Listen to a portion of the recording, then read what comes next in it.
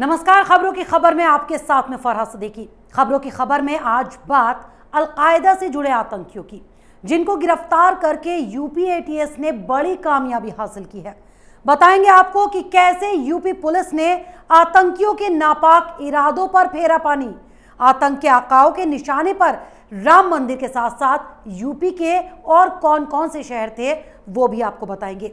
लखनऊ से गिरफ्तार अल-कायदा से जुड़े आतंकियों के बाद अब और कहां से कितने संदिग्धों को अब तक लिया जा चुका है हिरासत में, और यूपी एटीएस को इन संदिग्धों के पास से क्या क्या हुआ बरामद, और इन आतंकियों ने कौन कौन से किए खुलासे। आज खबरों की खबर में आपके सामने आतंकियों की पूरी प्लानिंग का करेंगे खुलासा।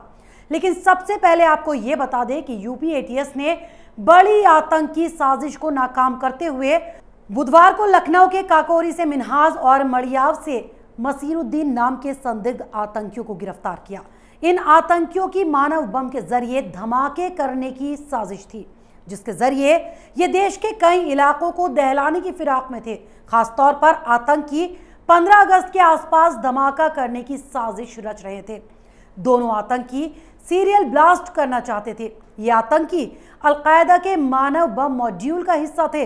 ये मॉड्यूल आतंकी घटनाओं को अंजाम देने के लिए तैयार किया गया था, और इसके मेन सदस्य के तौर पर जो नाम सामने आए हैं वो है मिन्हाज, मसीरुद्दीन और शकील। इन लोगों ने उमर हलमुंडी के कहने पर अपने दूसरे साथियों की मदद से 15 अगस्त से पहले उत्तर प्रदेश के अलग अलग शहरों में, खासकर लखनऊ की अहम जगहों, स्मारकों और भीड़ भाड़ वाले इलाकों में विस्फोट करने के लिए मानव बम के जरिए आतंकी घटना को अंजाम देने की पूरी तैयारी की थी। इसके लिए इनके पास हथियार और विस्फोटक भी थे। एटीएस की दबिश में इनके पास से प्रेशर कुकर बम और भारी तादाद में विस्फोटक पदार्थ और एक पिस्टल भी बरामद हुई। ये आतंकी अल-कायदा समर्थित अंसार गजवातुल हिंद से जुड़े हुए बताए जा रहे हैं। वहीं लखनऊ के काकोरी से इन आतंकियों की गिरफ्तारी के बाद एटीएस ने कानपुर से 4 और संभल से 2 संदिग्धों को हिरासत में लिया।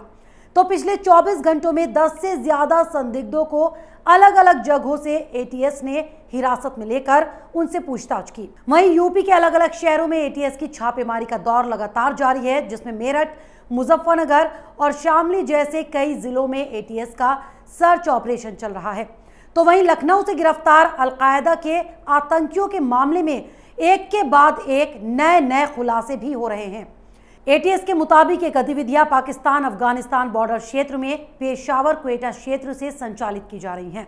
इसके लिए उमर हलमुंडी ने जिहादी लोगों को लखनऊ में चिन्हित कर उनकी नियुक्ति कर अल-कायदा का ये मॉड्यूल खड़ा किया।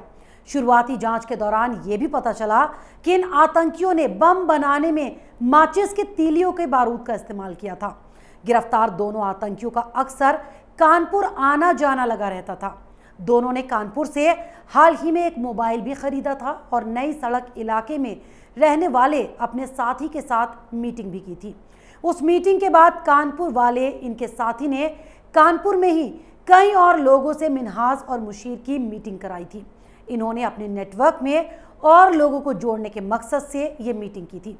वहीं इस पूरे मामले में गिरफ्तार किए गए आतंकी मिन्हाज के पड़ोसी शाहिद के रोल की जांच भी यूपी एटीएस की टीम कर रही है। जांच एजेंसी ने उसके गैराज में भी छापा मारा, लेकिन शाहिद वहां नहीं मिला। वहीं शाहिद की पत्नी रजिया ने कहा कि ये गैराज शाहिद की है और यहां कोई भी आतंकी गतिविधि नहीं हो रही। शाहिद के वहां ना मिलने पर उसकी पत्नी ने कहा कि वो काम से बाहर गया हुआ है। गैराज में रखी सभी गाड़ियां भी उसकी ही हैं। इसके साथ ही उसने कहा कि मिन्हाज से उसका कोई भी लेना देना नहीं है। वैसे एटीएस का कहना है कि मिन्हाज और मुशीरुद्दीन मूल रूप से लखनऊ के ही रहने वाले हैं और लंबे वक्त से ये दोनों संदिग्ध गतिविधियों में शामिल थे। मुशीरुद्दीन पहले ई रिक्शा चलाया करता था और बाद में उसने बैटरी की दुकान खोल ली, जबकि मिन्हाज टेक्नीशियन है। खबर यह भी है कि अब तक आतंक के सरगना से इन आतंकियों को फंड्स नहीं मिले थे। ऐसे में इन्होंने खुद से वेबसाइट देखकर बम बनाना सीखा और कुकर बम बनाया। वैसे भी जब से सुप्रीम कोर्ट का फैसला रामलला विराजमान के हक में आया है और राम मंदिर निर्माण के लिए ट्रस्ट का गठन हुआ है, तभी से राम मंदिर आतंकियों के निशाने पर आ गया है। अब उत्तर प्रदेश की राजधानी लखनऊ के काकोरी से गिरफ्तार अल-कायदा के आतंकियों के मामले में एक और बड़ा खुलासा हुआ।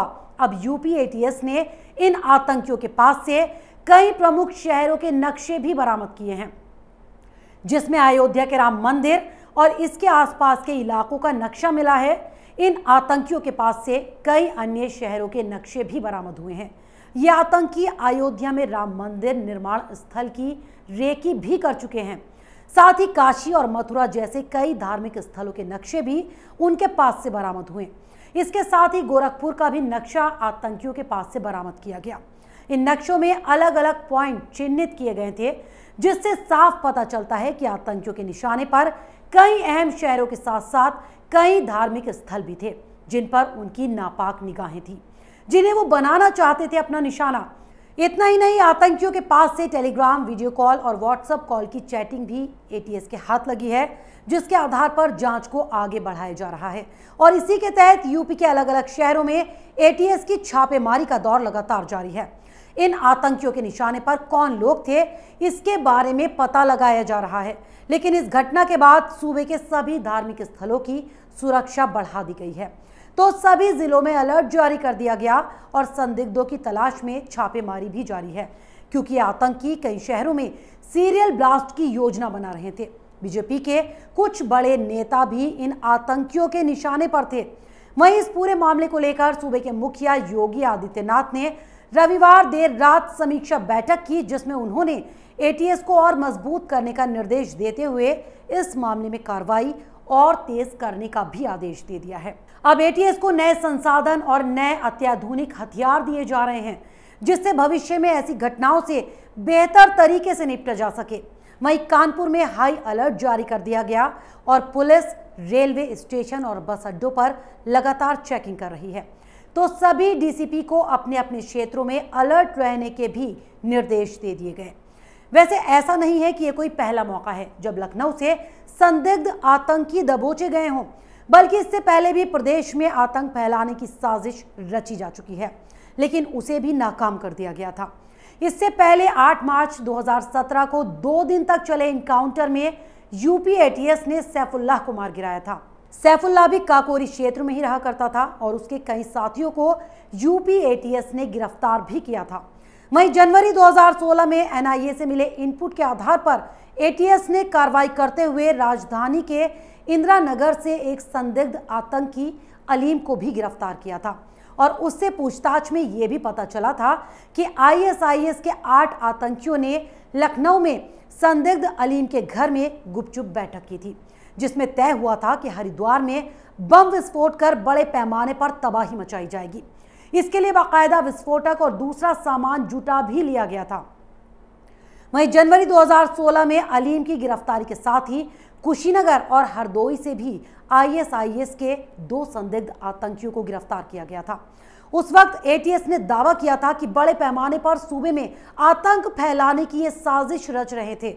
पकड़े गए संदिग्धों में हरदोई का मुफ्ती हाशिम और कुशीनगर का रिजवान शामिल था। वहीं इससे पहले लखनऊ में भी आतंकी घटनाएं हो चुकी हैं। साल 2007 में कचहरी के बाहर ब्लास्ट हुआ था और लखनऊ के साथ साथ वाराणसी और अयोध्या में भी कचहरी के बाहर हुए सीरियल ब्लास्ट से सनसनी फैल गई थी। उस दौरान पकड़े गए कई आतंकी आज भी जेलों में हैं। तो वहीं कानपुर में खुरासान मॉड्यूल के पकड़े गए आतंकियों के पास से आईएसआईएस से जुड़े होने के सबूत मिले थे। एटीएस ने उनके पास से 2 लैपटॉप और लैपटॉप में बम बनाने के वीडियो के अलावा आईएसआईएस के लिटरेचर भी बरामद किए थे। तब एटीएस ने दावा किया था कि ये आतंकी लखनऊ के आसपास 27 मार्च के बाद बड़े धमाके करने की प्लानिंग में थे। ऐसे में सबसे बड़ा सवाल यह कि आईएसआईएस के बाद अलकायदा कहीं लखनऊ को आतंकियों का सेंटर तो नहीं बनाना चाहता। लेकिन जिस तरह से यूपी में आतंकी संगठन अलकायदा से जुड़े 2 खतरनाक आतंकियों को गिरफ्तार कर लखनऊ समेत कई शहरों को दहलाने की साजिश एटीएस ने नाकाम कर दी, उससे साफ जाहिर है कि आतंकियों और उनके आकाओं को अपने नापाक मंसूबों में कामयाब नहीं होने दिया जाएगा। तो अगर आपको हमारे प्रोग्राम पसंद आया तो इसे लाइक करें, शेयर करें और उत्तर प्रदेश चुनाव से जुड़ी हर खबर को जानने के लिए कैपिटल टीवी उत्तर प्रदेश को सब्सक्राइब करना ना भूलें। 2 साल पहले शुरू हुई एक मुहिम, मीडिया में एक नया आंदोलन, शपथ झूठ को बेनकाब करने की, संकल्प सच को आप तक पहुंचाने का। और इस क्रांति को मिला आपका साथ। हर दिन हमसे जुड़े लोग 10,70,000 करोड़ से ज्यादा दर्शक हमें देख चुके हैं। अब है आपकी बारी। उत्तर प्रदेश में नए आंदोलन की तैयारी। आपका कैपिटल टीवी अब और स्पेशल और fresh. Capital TV Uttar Pradesh.